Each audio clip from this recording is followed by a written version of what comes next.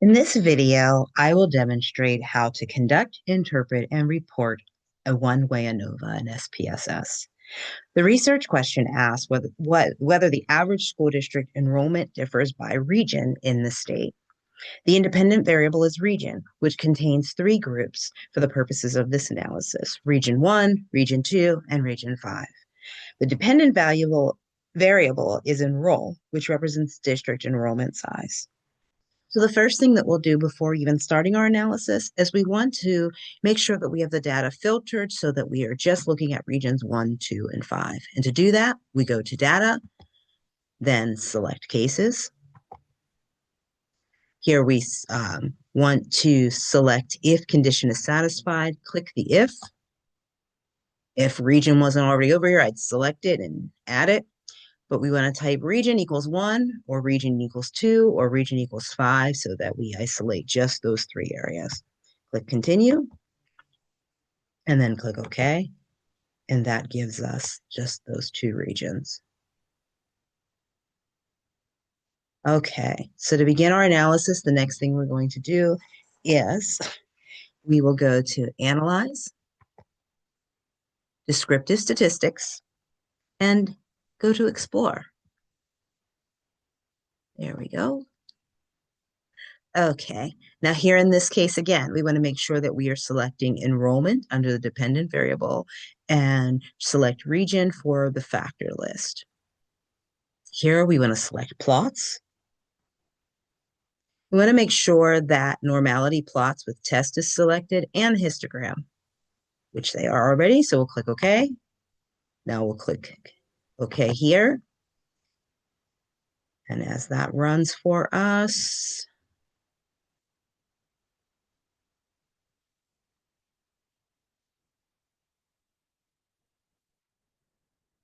here we go. Okay, so let's look at some of our just descriptive statistics and some of our data here to start looking at the assumptions. First, let's talk about our N values for regions 1, 2, and 5. Region 1 is at 72, is about N value of 72. Region 2, 66. Region 5 is 23, which we know that does not meet our threshold of 30 cases or an N value of 30 or greater. So therefore, that assumption is not met. Let's go a little more further into descriptives. And looking at the descriptives table, we see Region 1 has a mean enrollment of about 2,354 students.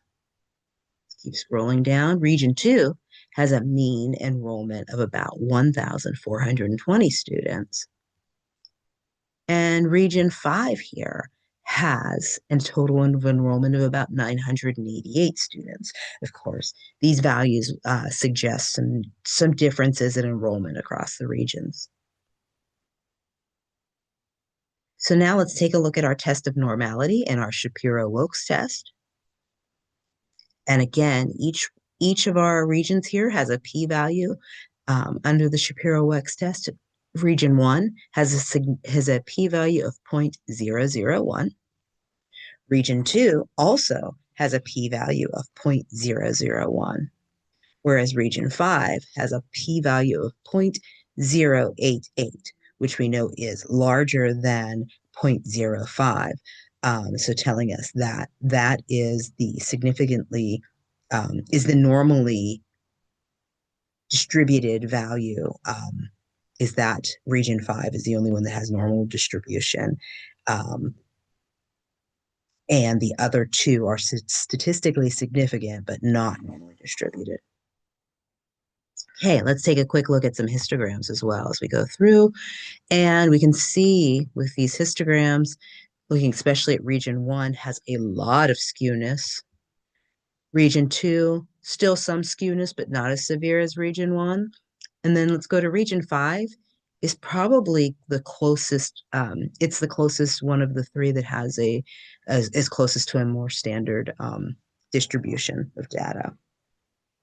Okay, so let's now go ahead into running our one-way ANOVA. So to do that, we go to Analyze, Compare Means and Proportions, And then we select Way ANOVA. Okay. Now, again, I want to make sure that enroll is in my dependent list and region is in my factor list. Let's select this estimate effect size for overall test because depending on our results, we may want to look at that information. Now, here we are going to select options. I want to make sure that I select descriptive test and homogeneity of variance test because we'll need both of those. Click continue.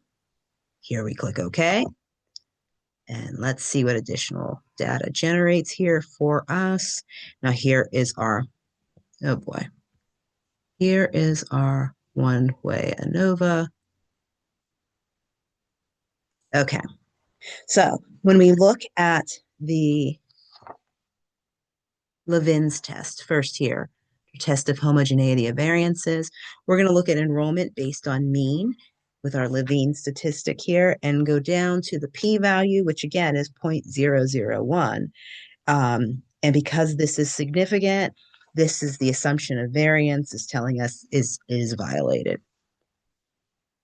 So moving right along. So we've done the Levine's test. Now let's check out our ANOVA table. The F statistic here is 2.96 and round up there for this one with a degrees of freedom of 2 and 158. And the p-value is 0.055. Which of course is greater than 0.05. Therefore, I fail to reject. This is not significantly significant.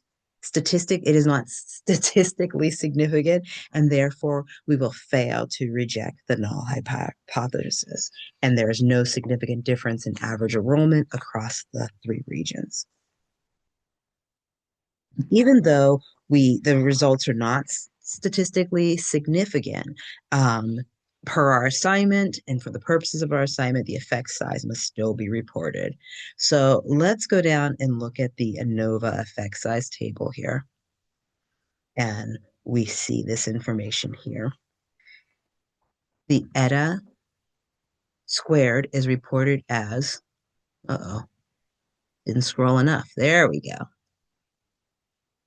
The eta squared here is, for enrollment, is 0.036. This means, in other words, that approximately 3.6% of the variance in enrollment is explained by the regions. And this represents a small to medium effect size, knowing that the standard for small effect size is 0.01, medium 0.06, and so on. So this is right in the middle there of a small medium.